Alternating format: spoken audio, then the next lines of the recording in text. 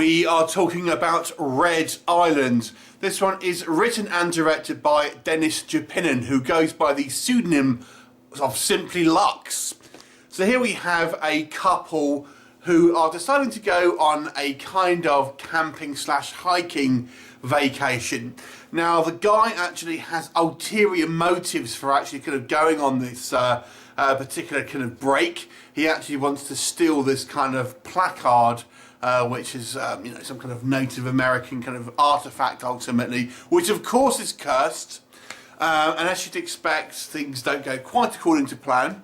And ultimately it follows kind of the story of this kind of couple that are going through somewhat kind of, a little bit of a kind of a rough time in regards to their kind of marriage and their kind of trials and tribulations, ultimately encountering a supernatural force. So let's talk about Red Island. Let's talk about what works first of all for this movie. So for me, I think that a couple of things stood out. It's a lower budget indie horror flick. Now I say horror, it's kind of more of a mystery movie really, because there's not much horror elements in this until we get right at the end. So it doesn't really play like you know, a typical horror as such. But I will say this movie is very well photographed. Obviously, I believe it's all Canada it's filmed. And there are some really kind of quite artistic shots here in regards to you know, our kind of frames, our kind of like our photography. And it really does look very well shot. Obviously, got lots of kind of like, you know, very well kind of established tracking shots and things like this. So I have to say the cinematography here does have some confidence behind it. So it's a very kind of good looking film in regards to some of the technical aspects. And kind of on top of that, I feel the sound design is also worth mentioning with this movie, because I do feel they do a good job here of kind of making this kind of like this forestry area sound kind of spooky and kind of silent at times, and when we kind of hear things kind of moving around, I think it's pretty effective. Obviously a relatively small cast here. It mainly kind of focuses on these kind of two actors. We do have a smattering of other kind of like small kind of like characters that will pop up, but ultimately it's kind of these two characters. The female of which I feel is pretty strong. I actually thought she did a decent job here. She has less of a flashy role, to be honest, but I thought she actually has does a pretty good turn in regards to some of the acting.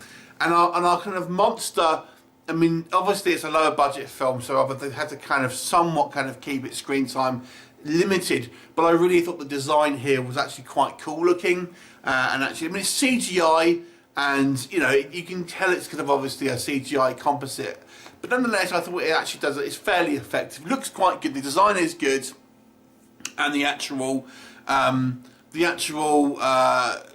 you know, it is quite good on screen. It's not too bad, it doesn't kind of jar too much when you do see it on screen. However, what doesn't work? So for me, one of the main things that I felt the most off-putting of this film was this constant kind of monologue over the top. So basically what it is you have this kind of guy talking to a police officer and sort of telling you the story, and as he's telling you the story, you're kind of seeing it on screen, and ultimately he's kind of narrating over the top of it. And that was, to me, that was a huge mistake, because it really undercuts, you know, some of the kind of the dramatic tension here, because you not feel like you're not going on the journey with these people. You're kind of ultimately listening to this guy sort of, you know, narrate it in a very kind of monosyllabic kind of tone, and it's very jarring. The other thing that kind of goes hand in hand with that, this movie is a lot of exposition, and it's very little actually on screen. So this movie does I mean, we don't really see, to be honest with you, we'll come on to this, we don't see any supernatural stuff until right at the end.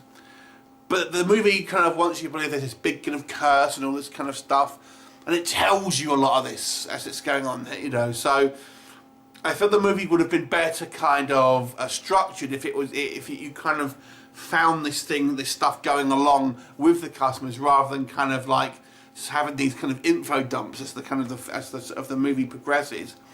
That was kind of a little disappointing, and unfortunately, again, kind of springing off the same thing, the movie just seems it's severely treading water. I mean, like I said, it's really only the kind of the last 5 minutes where we will actually see any type of kind of horror elements here, supernatural things. It's literally the last 5 minutes. So the vast majority of this film, you know, 95% of this film are really these two people, you know, going through this kind of this essentially camping trip without really little kind of drama. I mean, there's a little bit kind of, I suppose, at the beginning of the third act, but really not much happens. So it ultimately is a little bit dull. And like I've said, any type of dramatic tension that this movie may have had, unfortunately, the way the story is sort of told in a narrative format is unfortunately problematic, because you have this narration, which seems pointless because the way the film ends, it doesn't really pay off that either. So I've got to say, although this movie does have some technical and some artistic sort of, you know, plus points here, as a narrative storytelling device, that it's severely lacking in a kind of any type of entertainment value, really. So when you're watching it as a film, it's not particularly entertaining.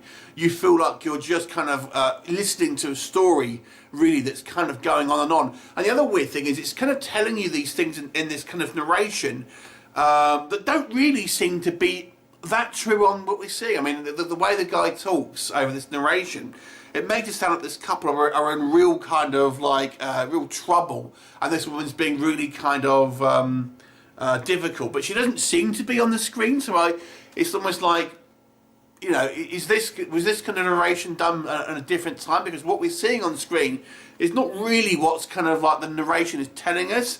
I don't know if he's meant to be lying or what, but it doesn't really, I don't know, it doesn't really work, because what we see and what the narration says is not exactly, I mean, it's not totally different, it's just not quite what he's describing. So either it's kind of like just some poor filmmaking, or he's meant to be kind of lying, but then again, there's no payoff for it, so it doesn't really matter anyway. So this movie, unfortunately, is ultimately a little dull and not particularly entertaining. So I'll give it a 4 out of 10, because there are some technical elements that I did like. Have you seen it? What did you think of it? Leave me a comment and I'll look forward to seeing you next time. Bye for now.